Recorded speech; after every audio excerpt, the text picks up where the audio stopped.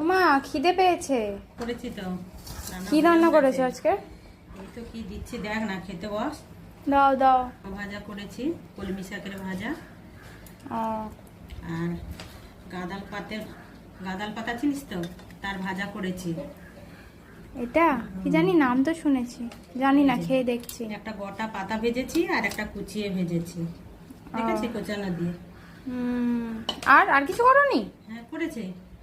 আর যে লেবু নাও, আর করেছে যে গাংমৌরালা মাছের ঝাল করেছি। এইটা তো বেশ টেস্টি মনে হচ্ছে। আর লোটে মাছের টক। এটা এরকম কালো তেঁতুল টক। তেঁতুল টক করেছি। একটু পেঁয়াজ কুচানো আছে, নিয়ে নে, ওটা খেয়ে নে।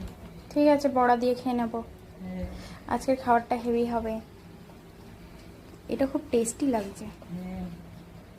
ঠিক আছে, আর খাই। বন্ধুরা যদি এই রেসিপি জানতে চায় তাহলে আমি দেখাবো।